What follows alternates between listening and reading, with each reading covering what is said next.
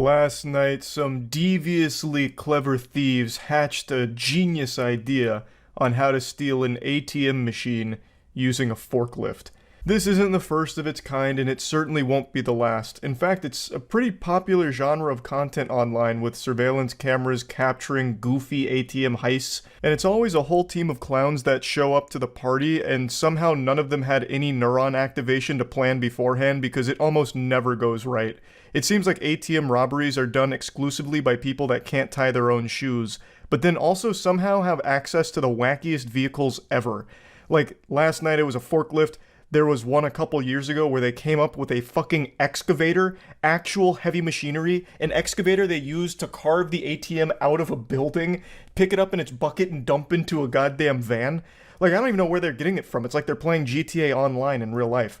But yeah, it's always just so interesting. So I want to show you a few of them. We'll start with last night's forklift heist. This happened in Sacramento, and it's like something out of a SpongeBob episode with every villain is lemons here. So there's only a couple of chess pieces on the board here. We have the white pickup truck on the top and the forklift on the left. Now pay close attention to that forklift operator, because he may be out here committing a crime, but he said, "God damn it, I'm not violating OSHA regulations." Robbery is one thing, but violating OSHA regulations, that's an unforgivable sin, and I will have no part in that, thank you very much. So that gentleman's in the proper forklift attire, complete with even the hard hat, and then he just fires this bitch into turbo drive. He engaged the NOS boosters and just gave a big wallop to the ATM, knocking it off of the pedestal there. And then he begins the second part of this incredible scheme that they've hatched. The truck driver throws that ass in reverse to get in the proper position to receive the ATM, and then the forklift driver comes over here and just skewers it. He starts pumping it a little bit, hoping to get the tongs on the actual ATM unit itself and not just the outer casing. It's like an egg, and then the orange stuff is the shell, and what he wants to get to is the yolk in the middle. So, with the delicate hands of a surgeon, he gets underneath it and cradles it like a baby. So, mission accomplished so far. He's got the ATM on the forklift, and now it's just the last little piece of the puzzle, and he blows it. Yeah, he blows it. A bit of a fumble there, miscalculation, could have happened to anyone. And as you can see, it's happening to the best of us. Now all of a sudden there's a spectator in the stands. Another car swoops in here, a variable they couldn't have accounted for, and this had to be the most shocking moment of that driver's life. What started as just a normal trip to the ATM ended up with him getting caught in an idiot's sandwich, so he says, "You know what, I'm not hungry, I'm going home." And just when you thought this game was over, sports fans, wait until the fourth quarter, because look at this comeback. A perfect exchange from forklift to truck bed. Dominic Toretto puts pedal to the metal and drives off. No need to fasten or secure the ATM in the truck bed. It's not going to fall off. They're operating off hopes and dreams. And when has that ever not been enough? According to news reports, the ATM fell off a few miles up the road and ended up causing a car accident. So I can only pray that whoever was involved in that accident is okay. Just, who could have seen that coming? Into the bed of the truck, only for it to fall off in the middle of the street, causing a traffic accident. No one could have accurately predicted that that would happen. Just truly a freak accident somehow, that ATM falling off the truck. But I don't want to just talk about just this one ATM heist, because there's so many that are just as wacky and goofy, so I want to show you a few of them. But before doing that, I want to show you something that is far more valuable than an ATM machine. It's Godslap. Issue 4 of Godslap, to be precise. It just dropped today. Issue 4 of Godslap is here. This is the standard cover, as well as always, 2 beautiful variant covers. And the story is really, really getting good, so you don't want to miss it. Godslap issue 4 is available right now at badegg.co. And if you don't want a physical copy of Godslap, there is a digital download as well. So definitely make sure to check that out. It's our comic series we've been working on for a few years now, and we're really starting to get in our stride. We're entering the golden age of Godslap, baby. I know I've already shown this clip before, but since I mentioned it at the beginning of the video, I figured there's no time like the present to once again put it in the top of everyone's mind. This is the infamous excavator ATM heist here. So this is a stolen excavator, and they really gave it a workout. You can see him going fishing here for the ATM, just really digging in there like someone trying to get the last bit of toothpaste out of the tube. Finally gets the ATM in the bucket, and here's his good friends here, the foot ninjas from the Ninja Turtles. That man up front is striking a power stance like actual NPC energy, and then he gets it and just puts it in the open sunroof of the van. And let me tell ya, perfect calculations because it fits like a glove. Look at that. Putting the square into the square hole just the way we used to do it when we were kids. Jackpot. Now, it may not have, fit as perfectly as they maybe drew it up in the playbook, which is why they give it a couple of little slaps to try and get it down a bit deeper, but at the end of the day, it was good enough, so they were satisfied with the job well done and drove away. The footage is shocking. A pickup truck smashes into a grocery store, but this driver isn't done. He goes on the other side and zooms straight through. When I first saw that clip, I actually laughed out loud very hard, which isn't normal for me from a YouTube video. I just couldn't even wrap my head around the thought process of the driver. Like, he accomplished the goal on the first try here. He got a strike down the bowling alley. He backed his truck up into the store through the doors the first time. So why did he pull out and do it again just for a bigger fucking explosion? Like, on the other side, it accomplished nothing. He had already done what he set out to do with getting his truck inside.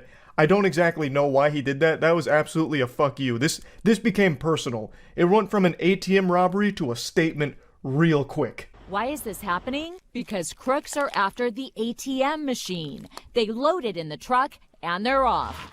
Now, this one doesn't use any fancy schmancy machinery here like a forklift or an excavator. Just good old-fashioned spit and elbow grease. Just two dudes being men, picking up an ATM and putting it in their truck and driving away. No need for elaborate planning, no need for even a single thought to enter your brain for this one. Just, I want ATM. I drive truck through and pick up ATM. Okay. Actual caveman brain idea. With the use of brute force, brazen ATM thefts are happening all over the country. This whole video from Inside Edition is mainly a montage of wacky ATM thefts, and you can see that they brought out a timeless classic strategy here with, once again, the forklift, but this one's got a little pizzazz to it. They're hitting us with a razzle-dazzle. So they're doing like a little balancing act where they're just like, they got a fingernail on the ATM machine with the forklift tongue, and he's just like kind of balancing it on the way out and like holding it back and driving away slowly. It's like something out of the circus. It's actually very impressive. There's real talent behind the wheel of that forklift. This isn't something that anybody could just get up and do. There is a real passion for their work here. And dare I say it, they even seem a bit considerate. They said, you know what, I want the money from the ATM, but I don't want to cause too much damage in the process. So I'm just gonna real tenderly pick it up, balance it, and just get away with it. I don't want to hit any walls or anything. He didn't come in here and just start fucking slapping it around like the last guy in the forklift video we saw from last night. This guy came in here with a real delicate touch.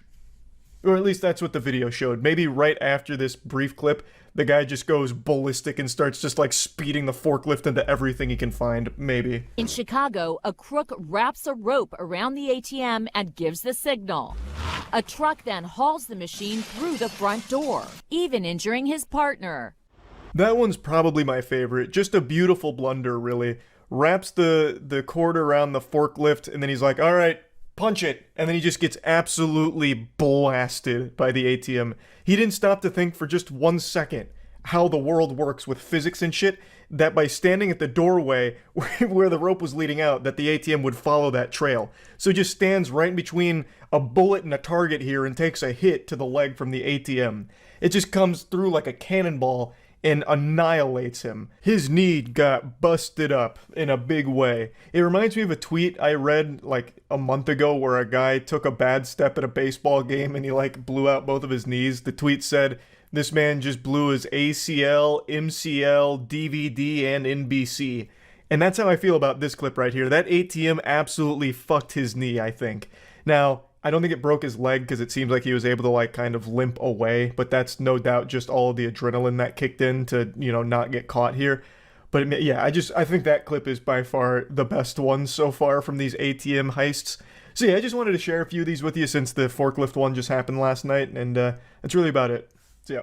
You're about to see a robbery that's extremely nostalgic. It's a brand new robbery, but it elicits a feeling of nostalgia. It reminds me of the first Fast and Furious movie where they were stealing DVD players. These gentlemen are attempting to steal this TV off the wall, which I find super odd because no one really steals TVs anymore. They're very hard to move, they're less expensive than something smaller like an iPhone, and just really don't see a lot of TVs being stolen anymore. But these guys must be like thieves that time traveled from the early 90s to late 2019, and they're just confused by the scary future. But you know, they see TVs like, shit, they still got TVs. Yeah, boys are back in action, let's steal this bitch. It's probably still worth it. Unfortunately, the security camera doesn't capture any sound, but if it did, you'd probably be hearing the Benny Hill theme being played over the loudspeaker, and this guy right here that's fucking DJ turntabling the TV on the wall shouting for help. Luckily, there was a vigilante in the area hearing the cries, but I guess those windows must be clean as shit because he thought that one was open instead of the broken one next to him, so he hits that like a dog trying to come inside but hitting a glass door. The cavalry arrives and they get their third friend opening the trunk, which is just very overconfident, thinking they're actually going to get this TV off here. And this must be just the slipperiest goddamn glass of all time. It's like they're on an ice skating rink. Now finally, after windmilling the TV for 30 seconds, they finally rip that bitch off the wall and luckily break it immediately so they get nothing out of this, and they keep slipping and sliding all over the place. It's like there's fucking butter on the bottom of their shoes. Then finally the mastermind, the supervillain, the real muscle behind the operation hops in the driver's seat and peels out. They may have left empty-handed, but at least their pride is intact. Their spirits were probably still high, and I imagine they drove away looking for the nearest Radio Shack or Blockbuster to rob next. Let's go through this one more time and watch the slippery bandits in action again. I've mounted a few TVs in my day, but I've never seen one with this kind of range of motion. I've never seen one that you could spin like a fucking washing machine. His tactics also don't make sense because he's going with it, he's trying to like unscrew it and then kind of like kick flip off it. I don't even know if these two guys know each other. This guy comes from way downtown, like out of fucking nowhere for a surprise RKO. I can't imagine that they plan to be this far away from each other. This might just be like a really nice coincidence, like shit, I was trying to rob this place too, fuck it, this guy's already here, let's try and help. Damn, we're not strong enough to help. And it's super slippery. No doubt his hands are sliced up from landing on that glass, but he's a trooper, so he doesn't let the pain bother him. He goes and rips that TV off. At this point, it wasn't about stealing it, it was about teaching the TV a lesson. You don't fuck with the slippery bandits. That fucking TV thought it could make these guys look stupid? Unbelievable. No one makes these guys look stupid. I don't know if they got caught or anything, but I imagine if they did, they'd probably just immediately go to jail and hope that the video never surfaces. Like they're in the fucking courtroom. I didn't do it. Well, we have video, you did it. Fuck it, don't show it. I did it. Just please don't show it. It's gotta be real fucking embarrassing.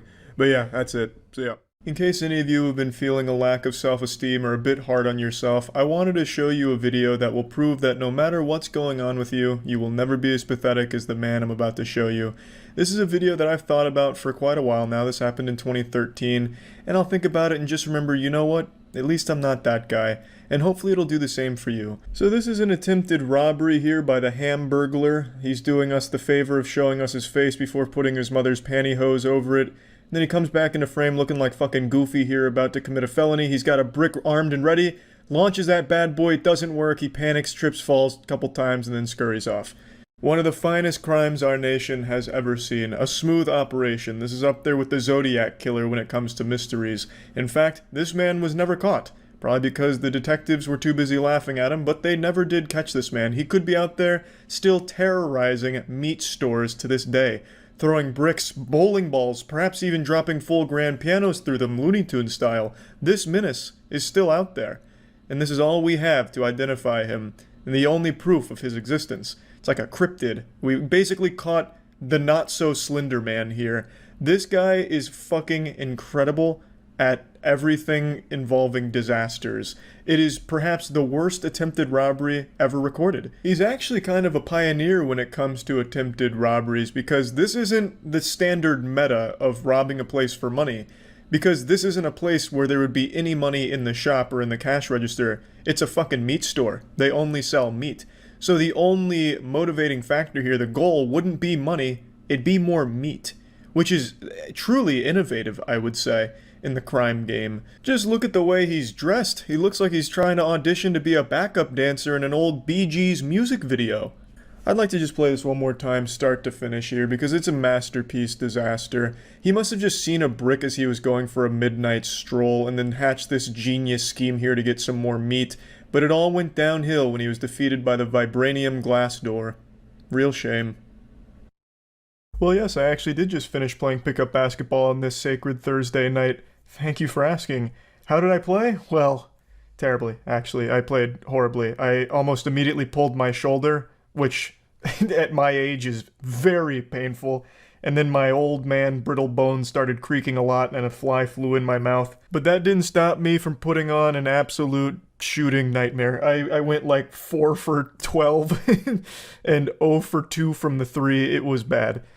And also, the fly in my mouth paranoid me because I'm a hypochondriac. I couldn't stop imagining Ozzy and Drix inside of my body fighting against this fly in there. It wasn't my best showing. But can you stop talking about basketball so much, please? That's not what we're here for. Goodness gracious, you're a real chatty Cathy. What the fuck? What we're here to discuss is a really weird criminal I learned about on stream last night, and I've been thinking about him ever since. There's a case going around about a criminal in Essex who has done nothing but steal pacifiers from literal babies. Wait, what? Man, 23, charged with snatching dummies from babies in Essex. Dummies? You guys call pacifiers dummies? It just sounds like you're insulting your kid. Why not just call him a pacifier? A man will appear in court charged with snatching dummies out of the mouths of babies. What a cartoonishly evil plan. Does he at least sell them or something? Like, what's the motivation besides just making a baby cry? Josh Gilder was arrested on Monday on suspicion of theft from a person, robbery, and using threatening behavior to cause alarm and distress. This happened on 4 occasions, apparently. The serial pacifier robber, burglar. What does he do with them? Does he just take them out and run away, or does he take them out and put them back? Like, what does he do? Oh, here we go. We got some more information. All right. The story just took a really interesting twist. So according to her, he uses the dummy to soothe himself. So what he's doing, and this is a revolting thought, he is taking the pacifiers out of babies' mouths and then sucking on them himself. That is fucking gross. Holy shit. He said he would take the dummy and then go sit in a tent and use the dummy, describing the thefts as purely acquisition.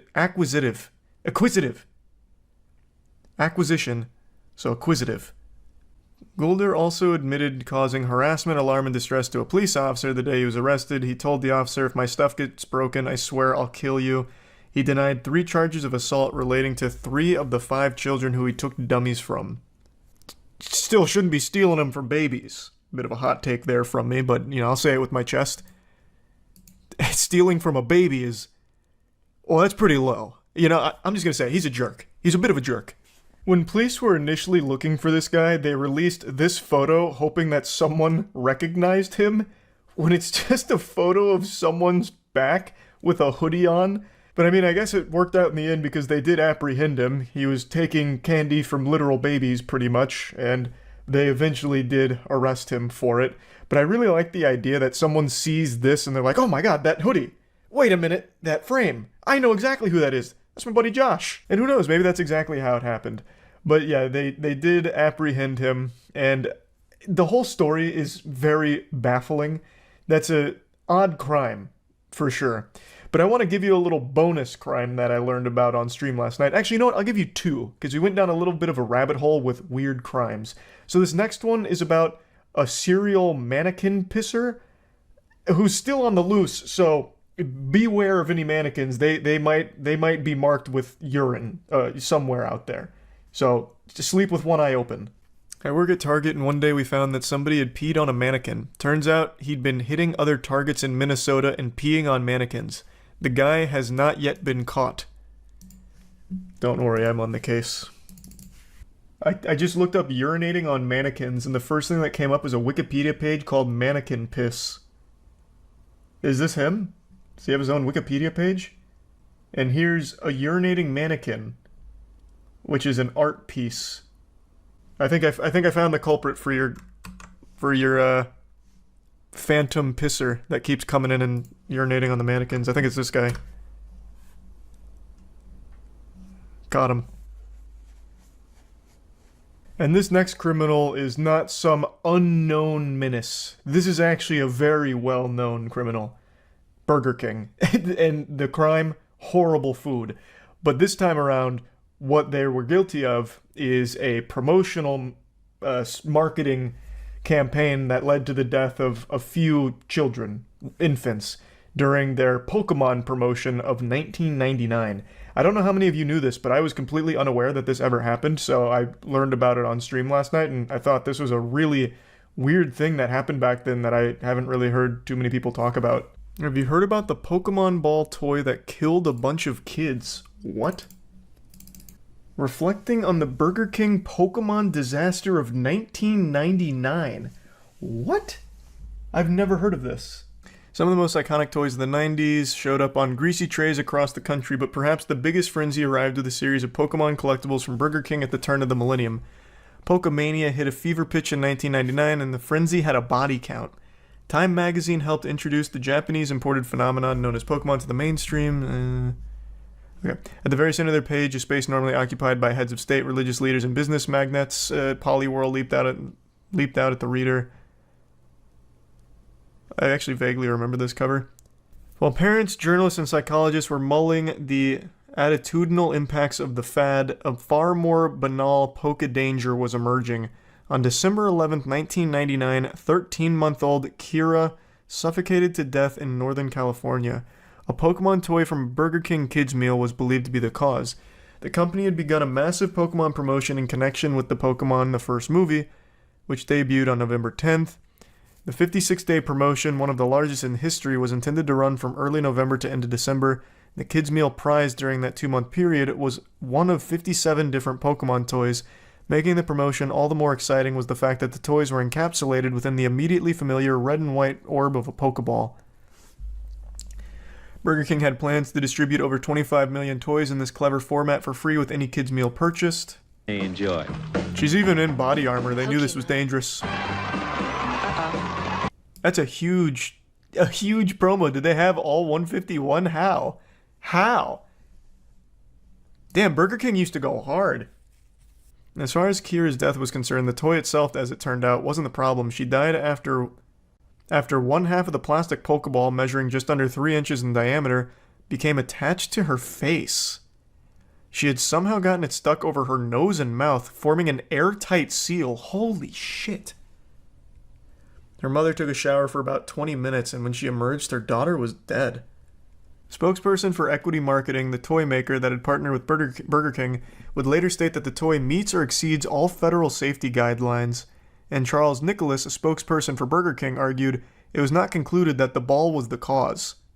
I mean, it seems like a completely freak incident, but I mean, the ball was literally the cause. But it's not the design's fault, I don't think, right? Like that's truly a freak thing, from the sound of it. 10 days later, on December 23rd, it happened again. An 18-month-old girl in Kansas almost suffocated. By the time her father pried the half of a Pokeball from her face, the girl's lips had turned blue. When we found out about the first death, there was a realization that this could be a huge national concern. This was the worst-case scenario, a major fast food chain, not just a toy store, distributing these toys by the millions. How is it happening, though? It doesn't look like that'd be a really easy situation to find yourself in. And also, who's letting 13-month-old and 18-month-old babies eat Burger King alone? Also, what do they eat from Burger King? Aren't you still basically on mush? Maybe not at 18 months, but 13 months? When do you stop having, like, mush? When's the cutoff period? Why is every major fast food controversy about Burger King? Because Burger King it's actually a scourge. Burger King needs to just be shut down. They make the worst fucking food imaginable. Burger King have come around now, but we did have to push them. Oh, they have a recall commercial. It was such a different time back then. They had to make another advertisement in order to advertise the recall. Nowadays, they'll just make a tweet, be like, hey, we're sorry we killed some kids. Like, what more is there to say? We're sorry. Like every game dev that comes out right now when they release a pile of shit. January 25th, 2000, a month after the recall began, 4-month-old Zachary Jones was found dead in his crib in Indianapolis, Indiana. He too had been suffocated by a Pokeball. It's hard to believe that you go to get the kids something to eat, you bring home a lethal toy. How is a 4-month-old eating Burger King? And unmonitored by their parents? Now, of course, there clearly is something wrong with the design here, I think. Maybe the pictures aren't doing it justice for what the Pokeball actually looks like. But what the fuck? This is a 4-month-old with Burger King? And no supervision? Holy shit, that's a recipe for disaster, even if it wasn't Burger King lethal Pokeballs. Are they just clipping it around their nose like a pin? So from the way it describes it, it seems like what was happening is the baby would be playing with the Pokeball and the half would get caught on its face, like a fighter pilot, basically, with their mask. And it created an airtight seal that suffocated them. Have you seen this bird bandit? Please search for man with parrots in McDonald's robbery. This actually looks like some kind of marketing campaign for McDonald's back when they had the Hamburglar. Is this real? Is this not a marketing stunt? Searching for this man they have dubbed the Bird Bandit. He actually looks like a One Piece character. Like, what? This character design is exquisite. And that's a real parrot? Check him out with his friends there on his shoulder. Investigators are accusing the man of robbing someone with a knife. Yep, police say the Well, same that's man not was very later nice. spotted in another store What a jerk. carrying the 3 birds that you see right there. News 4. Wait, 3 birds? I wish you would stop graying it out when I pause it. Hold on, let me find the picture of him. It's a little blurry to tell. He got 3 birds on him? It's like that guy from John Wick. Man, and that is a mean goatee. It's coming to like a dagger's point. Also, I like this right here. Anyone with any information is asked to contact police. I think if you've ever seen this guy in your life, you probably remember him. This is like the lowest level attempt at concealing your identity ever. He's wearing the most identifiable shirt and then 3 fucking live birds on him while wearing... I don't even... What kind of hat is that? It's like some kind of old swashbuckler's hat. Accused of robbing a McDonald's on Arlington Boulevard in the Seven Corners area Tuesday around 8 a.m. Police say he pulled a knife and demanded money at the counter. Police Oh, he's say even got a pair of sunglasses on. Never mind, he actually did try with the disguise. I've got to say, I'm a little disappointed in the pants. He's got a great shirt, but lame-ass pants and flip-flops. His stylist just gave up halfway through the fit. with 2 live parrots. They appear to be macaws. Wait, they said 3 Clinging though. to his Is cowboy this not hat one? and a third on his shoulder. Reaction from McDonald's customers who say they feel bad for the feathered participants. Honestly, that's really crazy. Like, why would you bring a pet? Don't crime with the birds. Police True. describe the suspect as Agree- being I in his agree with late her. 20s or early 30s. Well, let's not. Okay. Also, let's not get rid of the theory that the birds aren't the ones controlling him, pulling the strings. Like he could be a victim in this as well. Something like that before. They can talk. God, it'd be so It's cool if the unclear birds were that threatening will the play cashier. Any type of role in the solving I wouldn't of this even be crime. mad if I was In the Fairfax cashier. County, Jackie Benson, News 4. Imagine the birds roll up and they just start like saying some vile shit.